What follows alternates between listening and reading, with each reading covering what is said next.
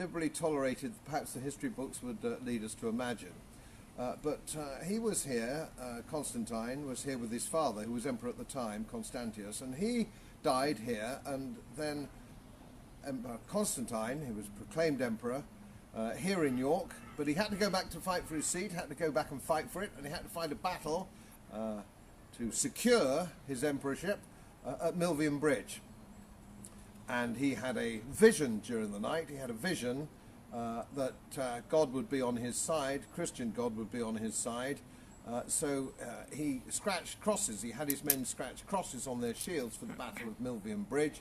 This was a couple of years later when he was back in the heart of the Roman Empire. He did so and he won that battle. And from that day on, Christianity became accepted and not sponsored necessarily, but institutionalized in the Roman Empire. So that's the beginning of the Christian religion as we really understand it today. Right, Godfrey. And we got together a couple of weeks ago. We talked about military unification, and I've invited you to an event on the 3rd of November that UK Column's producing. Unfortunately, you can't be there, but what sort of things will you be able to say on this live video now about military unification? I know you've been working in the European Parliament for, was it 10 years, 2004 to 2014? 10 years. 10 years, yes indeed. But I suppose claim to fame is not quite how I would phrase these things, but I am an associate member of the Royal College of Defence Studies. I write and lecture on the subjects of battles and military implications, and so I think I have a valid point of view when it comes to this. And the first time I heard about the concept of a European army was when I was giving a lecture at the Joint Services Staff College at Shrivenham. It was the first time I'd heard about it, and it created quite a stir when I attacked it then under Chatham House rule. I was there under the Chatham House rule. I don't feel now bound by that any longer because it's now common knowledge we're having a European Union army, and I shall certainly be doing an official podcast for this meeting in November, and I'm happy to do so, and I shall be fleshing out exactly why I think it's a mistake, but why it's inevitable, I think, that it's going to be tried to push forward. Right, Godfrey, I was reading the Sunday Telegraph yesterday. You remember the big hoo-ha about the Transatlantic Trade and Investment Partnership, which I'm sure you must have learnt a lot about whilst you were in the European Parliament up to 2014. Many people, many Brexiteers keep telling me, forget about TTIP, Caroline, it's done, buried. But there was a letter in the papers yesterday from the maritime industry saying they were meeting with Liam Fox today, and in actual fact they are busy resurrecting TTIP.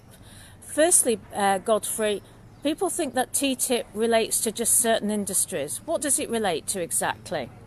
Well, I think it would, rather than a short clip like this, I would, if I may, refer you to my website, which is just Godfrey Bloom, smallcase.uk, where I've written a substantial article on the concept, so you can find out more about it. But what I can say briefly, is no trade agreement of any sort is ever in the advantage of the consumer. There's no trade agreement? What? Sorry, Godfrey. There is no trade agreement that's ever been invented that was for the benefit of the consumer. No, not at all.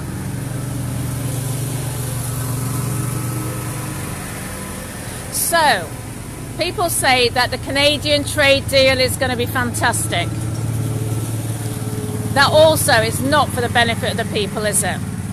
No, trade deals are put together by politicians, bureaucrats, and the CEOs of big business. That's what trade agreements are for. And they're so they can stitch up the market, regulate the market, raise the bar so small businesses can't get involved in it. The whole thing is a sham. Otherwise, why would prime ministers, why would senior bureaucrats, politicians and big businessmen go and organise them?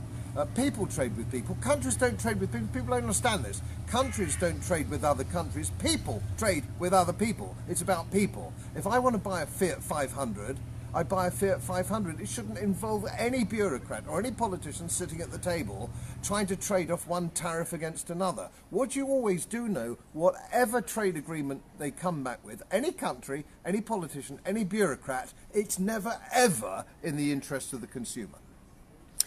Absolutely. So people were asking me last night, there's a lot of people who've become Brexiteers, or they were Brexiteers, but they didn't know the full extent on why they should have voted to leave. They were asking me questions about all these trade deals. That's one of the reasons why I went outside the Leave Means Leave event on Saturday. I wanted us to pose questions to the politicians that you just cannot cherry pick which bits you want of the EU. We want to trade with all these countries, but whilst we're members of TTIP, whilst we've signed at the hip with CETA, we do not have the capacity to do what we want, do we, Godfrey? No, but the point I would make here is that since we had our referendum in 1975, we have been misled. We have been completely misled and we've been told it's about trade. The European Union is not about trade. It's a red herring. Now, it's about a political ideal. It's about a federal Europe, which is a political ideal, which may be noble or it may be ignoble. But the powers that be, the bureaucrats and the politicians, know that we don't want that. We'll never sign up to a federal Europe. This is the problem. So they try and pretend it's about trade. It isn't anything to do with trade. We can have a free trade. The EU have just set up a free trade deal with Japan, with Canada, which proves beyond any doubt this is about trade. This is about a federal Europe, and it's a political dream. And the people who want this political dream are always academics and bureaucrats. They're workers in the public sector. They're politicians. They're not ordinary. They're not the butcher, the baker, the candlestick maker, the hairdresser, the cab driver, are they? They're not ordinary people. These are people who have a political dream. It's about a political dream. And all this argument and debate about trade has got nothing to do with the true thing. It's all about a political dream which is going wrong and has gone wrong. And it's a political dream that the majority of people in this country don't share. And this is the reason they're trying to stop it. And no good will come of it. That's great. So, Godfrey, outside Leave Means Leave, I had 30 pro-EU people down one side, and there was just myself on the other, whilst all the attendees at the event had to run the gauntlet of these 30 pro-EU people. When I said to the group of them, I said, but look, you're paid by George Soros, one person turned around to me and said, that's an anti-Semitic comment. What would you have said to that person, Godfrey? Well, of course, the problem here is when we have the concept of a hate crime, and I've done a podcast on this actually on my website. You can find it there as well. As soon as you have a thought crime, and a hate crime is a thought crime, unless you're advocating physical violence against somebody, you can now break the law by having a thought.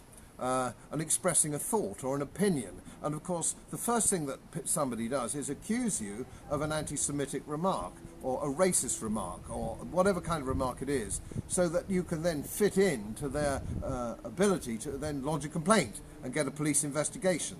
So a policeman now is more likely to be investigating Twitter than they are you having acid in your face or whether you're having shoplifting in your shop. They've managed to shift the whole policing dynamic. But I think we're beginning to see through that now. And this is the reason they make those kind of remarks. In much the same way, sadly, the police now shout, don't resist. They shout when they arrest you, don't resist, even if you're not resisting. And there's plenty of examples on camera. They shout, don't resist, so that when they get to a magistrate's court and they want to do you for resisting arrest, they say, no, I did shout, don't resist. And it gives the impression that you're resisting. The whole thing's stacked up, and I'm afraid at the bottom of it, you'll find the likes of George Soros and these people putting billions and billions of pounds into trying to get this political system of world government. We all know what they're doing. It's up front. The thing is, it's not a hypothesis. This isn't a conspiracy theory. You've got to give credit to some of these people. They actually stand up and say, yes, we want to destabilise the whole thing. We want a global government. We want to overturn the democratic will of the people, and that's what we're doing. It's not a theory. They're quite open about it. Right then, Godfrey. We're going to be discussing, I'm going to be showing you in a few minutes my Stepping Stones interview with David Ellis. and then you're going to put something together for a UK column event on the 3rd of November. I'd like to say thank you to everybody who's been watching. See that Beatrice is watching from Manchester, and we've got Chris Ford, she's watching from Hull. And Godfrey, you're very familiar with that part of the world, aren't you, Hull area? Well, I hope I'm familiar with my entire old constituent.